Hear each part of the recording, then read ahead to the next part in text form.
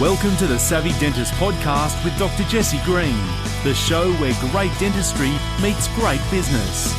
Listen in each week as we bring you an inspiring person who will share their story, ideas and business techniques to help you create a practice and a life you love. And now introducing your host, Dr. Jesse Green.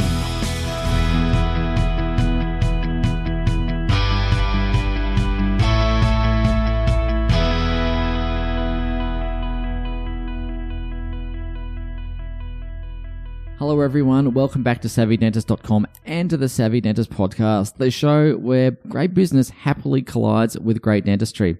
Today, I want to talk to you about playing to win, and specifically I want to share with you some stories that I gathered over the years by having tennis coaching with a man called Ken Rosewall. Some of you will know who Ken Rosewall is, some of you may not, but Ken Rosewall was a very well-known tennis player, Australian tennis player from the 1960s and 70s. He's now in his mid to late 80s, and at one point in about 1960, I think, he was the number one player in the world. He won 8 Grand Slam titles. He was the runner-up at Wimbledon 4 times, so that means he won the Australian Open, he won the French Open, and he won the US Open. And so Ken Rosewall's career spanned both the amateur era and the professional era, so he was able to transition across that.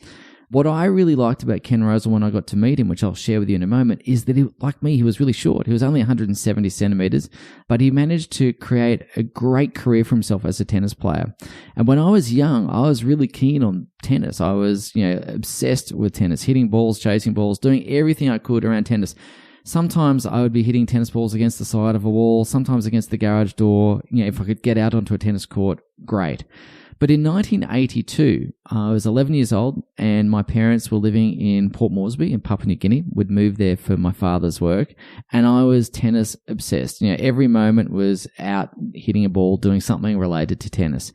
And we played on some pretty average courts in New Guinea, actually. Some of those courts were potholed, they were bitumen with potholes. Other courts were, ant beds or clay with the lines as tape nailed into the ground. And so if you were playing on those courts, you'd try and hit the tape or you'd try and hit the pothole to try and make the ball do some weird and wonderful things to make it kick.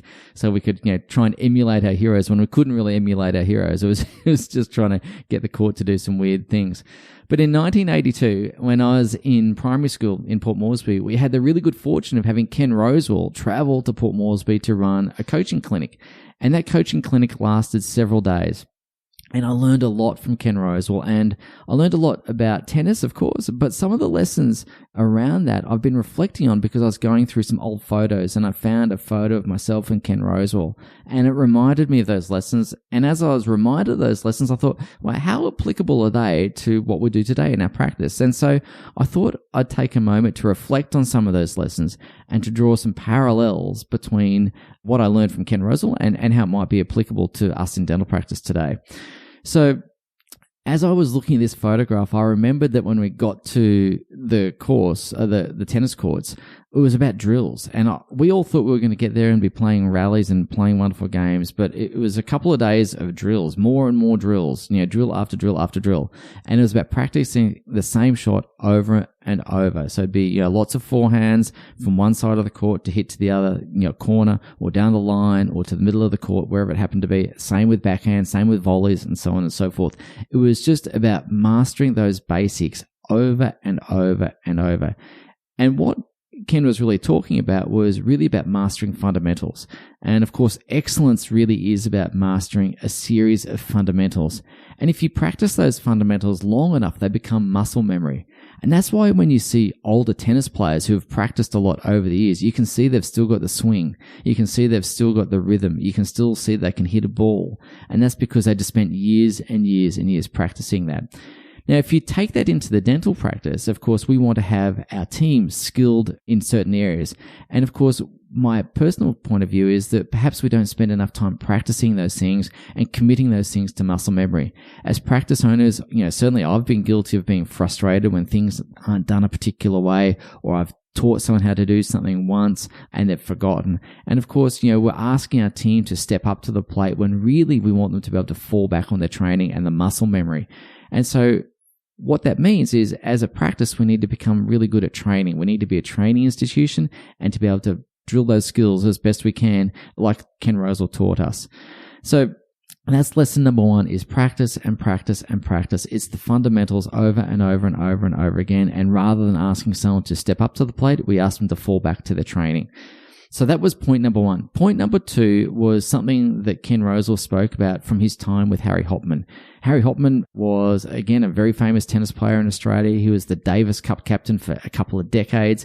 He coached people like Ken Rosewall, Tony Roach, John Newcombe, Frank Sedgman, Lou Hode, and a myriad of other people over the years, Margaret Court and others. And Harry Hopman had a saying that you wanted to hit for the lines. And in tennis, when you hit for the lines, of course, you're aiming to try and open up the court and to create opportunities. And when you open up the court and create opportunities, it gives you choice. It gives you flexibility in your game. And of course, it's the same in business as well. We want to be able to hit for the lines because that's where the opportunities are created. And so what that really means is we've got to be able to understand that growth occurs at the edge of the comfort zone. And so when we step outside that comfort zone, we're opening up ourselves to opportunities that may not have existed before we stepped out of that. It's also really important to understand, like in tennis, that if you hit the ball for the line, there are going to be times when you just misjudge a little bit and you go past the line, or you hit it long, or you hit it out. And it's the same thing in business as well. If you're pushing and you're up against that growth curve, you're outside the comfort zone, there'll be times when you do make a mistake. There'll be times when you hit the wall or make a boo-boo, and that's okay. What it really means is we've just got to be able to readjust our game, but also continue to step out of the comfort zone rather than retreating to what we know. We've got to keep pushing. And Ken Rosewall left us with a really important message, and that is being timid won't win you a tennis game. You've got to be able to push for the win. You've got to keep hitting for the lines, even if you're not getting it right all the time. You've got to keep trying to win. Now, in tennis, of course, winning, you know whether you won or lost because the scoreboard tells you so. But for each of us in life, we all have different scoreboards. We all have different definitions of success. So the first thing is know what your definition of success is. What is a win to you? How do you know if you've won? But then, of course, it's about keep pushing for the lines. Keep stepping outside of your comfort zone. Keep giving yourself the opportunity to grow and to create opportunities to open up the court of life. And I guess that's a really big lesson that Ken Rosewall taught me as a tennis player. And as I was looking at this photo of myself with him the other day, it reminded me of that. Now, again, this is going to sound like the corollary of what I've said, but point number 3 is when you're up against a tough opponent, sometimes you have to play defensively to keep in the rally. You have to be able to stay in the game long enough so that you can have the opportunity to win. And this might sound a contradiction to the point I made before, but there's going to be times when you're going to be, on the defensive, and we've got to be able to throw up a lob or buy ourselves some time or to keep the ball in play in the tennis court. But certainly in business as well, there are going to be times when we come up against some adverse circumstances. Clearly in 2020, we had some adverse and difficult circumstances with coronavirus, but we needed to stay in the game. We needed to make sure that we were around to play the next point. We needed to make sure we were still in the game. So there is a place for being defensive as you go through life. Being able to throw up the lob, to buy yourself some time, to give yourself some breathing space, to give yourself time to think or to strategize is going to be an important thing. So again, know how to put some time and space between you and what's happening around you so that you can gather yourself, you can stay in the game and make a good, sensible decision rather than being caught up in the heat of things and getting swept up with it all. And the fourth thing that Ken Rosewall taught me, and I think this was a really huge point that he taught me, and he was really big on this, is how you play the game matters. Yes, it's good to go out and win a tennis game, but in Ken Rosewall's mind, he would rather lose the game than to play the game to win in a way that didn't fit his value system. So I think it's really, really important to understand that how we play the game, how we seek to win in our own world is going to be really important, but how we play the game is just as important, if not more important. And of course, in today's world, there's a lot of things going in the world where people might play the game pretty hard, but they're not always playing in a way that is edifying to themselves or to those around them. So I think it's about, making sure that we operate from a place of values, making sure that we're being true to our own self, being congruent with ourselves, and I guess, having some great manners and etiquette as we go through life. And that's what makes us a civilized society. So I think, play the game hard, play the game fair, play the game in a sportsmanlike manner. But again, live to your own values. Again, was a really strong message that Ken Rosewall really tried to impart upon all of us as young players. So whether it's, playing the game of life, whether it's playing the game of business, whether it's playing the game of tennis, there's some things there that are common to all of that. And as I said, when I was a young kid at the age of 11 in New Guinea, I was really fortunate to have had that experience to meet Ken Rosewall, to play against Ken Rosewall in a little, small game. And he was gracious enough to not thrash us too badly. But he was a really wonderful teacher for all of us as young kids. And he really instilled in us the value of hitting those balls, playing for the Lions, practicing fundamentals, being aware of, being up against a tough opponent, but also making sure that you can hold your head up high as you walk off the court. And I think there's some good lessons there, not just from Ken Rosewall around tennis, but for life and business as well. So I hope you find those little lessons helpful for you. I hope you can apply them to your own business. And I look forward to seeing you on the next episode of the Savvy Dentist podcast. So from me, take good care. We'll see you soon. Bye now.